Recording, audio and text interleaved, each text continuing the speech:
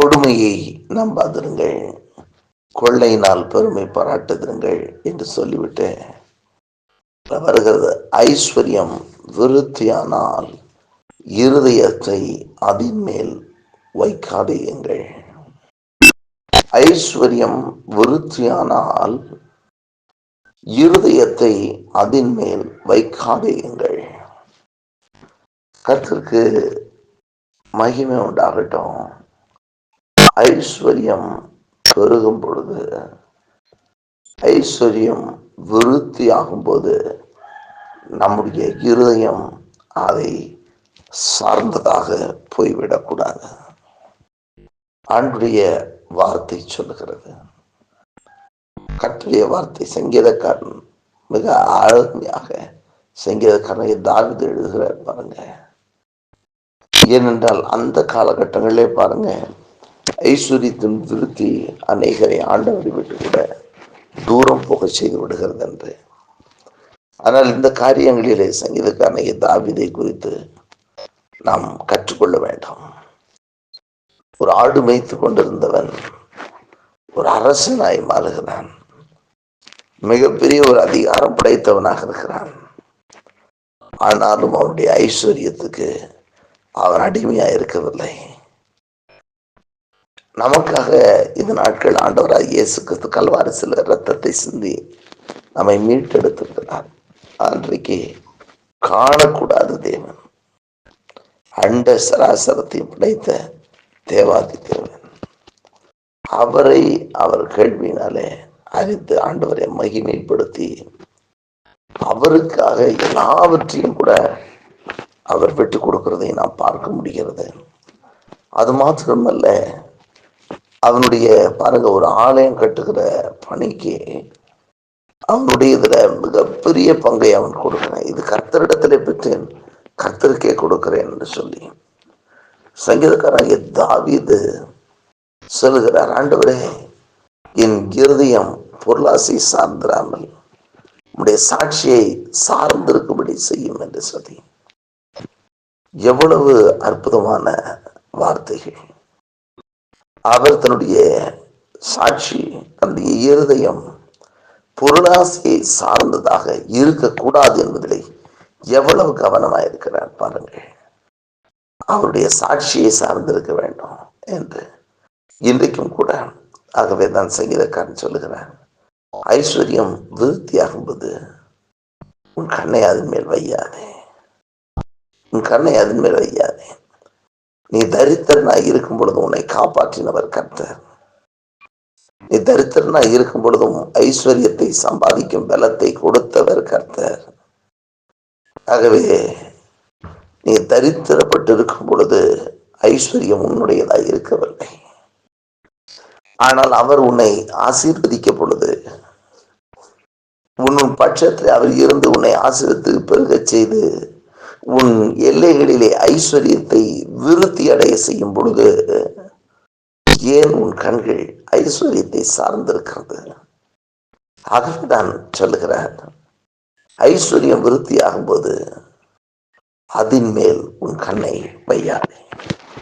நீங்க எவ்வளவுக்கு எவ்வளவு பெரிய ஆளானாலும் சரி, உங்க வாழ்க்கையில எவ்வளவுக்கு எவ்வளவு உயர்வுகள் வரலாம், எவ்வளவுக்கு எவ்வளவு பெருகங்கள் வரலாம், ஆனாலும் அவைகள் எல்லாம் அநித்தியமானவைகளே. நித்தியமானவர் அவர் ஒருவரே. நம்மை நித்தியத்துக்கு அழைத்து செல்கிறவர் அவர் ஒருவரே. நம்மை நித்தியத்துக்குள் அழைத்து செல்ல வல்லமை உள்ளவரும் அவர் ஒருவரே. இந்த உலகத்தின் ஆஸ்திகள், ஐஸ்வர்யங்கள், செல்வங்கள் எல்லாம் ஒரு நாள் நம்மை விட்டு சென்றுவிடும். ஆனால் அவரோ என்னென்றைக்கும் நிலைத்திருப்பார். இந்த உலகம் முழுவதும் ஒரு நாள் அக்கினிக்கு இரையாக இருக்கிறது. அந்த வார்த்தையின் அக்கினிக்கு இரையாகும் பொழுது மிச்சம் என்று ஒன்றும் இராது. நாம் கடினப்பட்டு உழைத்து சம்பாதித்தவைகள் இருக்காது. நம் கண் முன்னாய் ஆச்சரியமாய் பார்த்தவைகள் இராது. நாம் வைத்து செலவழிக்கலாம் என்று சொல்லி சேர்த்து வைத்திருந்த அவைகள் இராது. ஒன்றும் இராமல் போய்விடக்கூடிய காலம் வரும். ஆனால் ஆண்டவரோ என்றென்றைக்கும் நிலைத்திருக்கிறவர். ஆகவே ஐஸ்வர்யத்தை சம்பாதிக்கிற பலத்தை கொடுக்கிறதும் அவர்தான், ஐஸ்வர்யத்தை கொடுக்கிறவரும் அவர்தான். வேதம் சொல்லுகிறது, ஐஸ்வர்யமும் கணமும் என்னிடத்தில் இருக்கிறது. ஐஸ்வர்யத்தை அவர் தருகிற தேவன். ஆனால் ஐஸ்வர்யத்தை அவர் கொடுத்து நம் ஐஸ்வர்யத்தில் பெருகும்போது நம்முடைய கண்கள் அவர் கொடுத்தவைகள் மேல் இராதபடிக்கு கொடுத்த தேவன் பேரில் எப்பொழுதும் இருக்கிறவராக இருக்க வேண்டும். இதுதான் நல்ல ஒரு கிறிஸ்தவ வாழ்க்கையினுடைய அடிப்படை. ஆனால் இன்றைய காலகட்டங்களிலே கிறிஸ்தவ வாழ்க்கை எப்படி இருந்தால், கொடுக்கப்பட்டதை மென்மையாக பார்த்து கொண்டு கொடுத்தவரை விட்டு தூரம் நிற்கிறது தான் இன்றைய காலகட்டங்களில் நாம் பார்க்கிறோம். கொடுத்தவரை விட கொடுக்கப்பட்டதற்கு அதிக கனமுடையதா இருக்கிறது. அப்படி அல்ல. ஆகவேதான் சங்கீதக்காரன் எழுதுகிறான், ஐஸ்வர்யம் விருத்தியானால் அதன் மேல் உன் கண்ணை வையாதே. உன் கண் அது மேல வச்சுக்கிட்டே இருக்காது. அது இன்னைக்கு இருக்கும், நாளைக்கு போயிடும். வேதம் சொல்லுகிற ஐஸ்வர்யம் தன்னை உடையவர்களுக்கு அது கேடு உண்டாகும். ஐஸ்வர்யம் கோபாக்கின நாளிலே ஐஸ்வர்யம் உதவாது.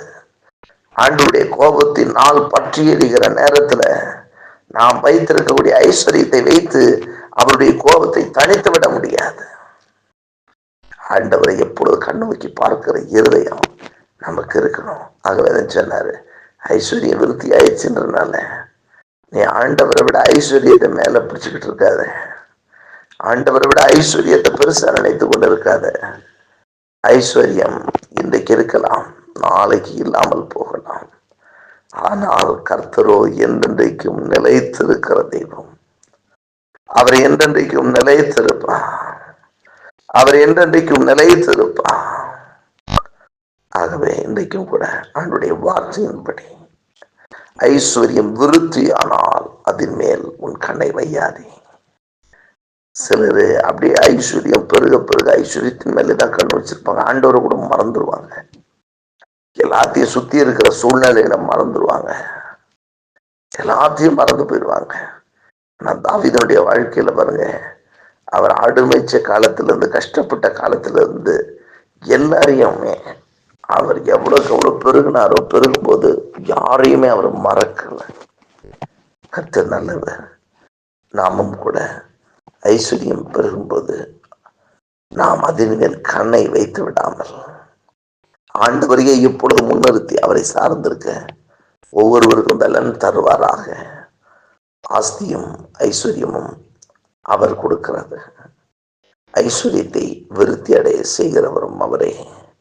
ஐஸ்வர்யத்தை சம்பாதிக்கிற பலனை தருகிறவரும் அவரே. கர்த்தர் சகலத்தை தர வல்லவர். ஆனாலும் அவர் ஐஸ்வர்யத்தை நிறைவாய் தந்தாலும் என் கண்கள் அவரை மாத்திரமே சார்ந்திருக்கும். கொடுக்கப்பட்டவைகள் மேல் வைக்கப்பட்டதாயிராமல் கொடுத்தவர் மேல் எப்பொழுதும் என் கண்கள் வைக்கப்பட்டதாயிருக்கும் என்று எப்பொழுதும் உங்களை உறுதி செய்து கொள்ளுங்கள். கர்த்தர்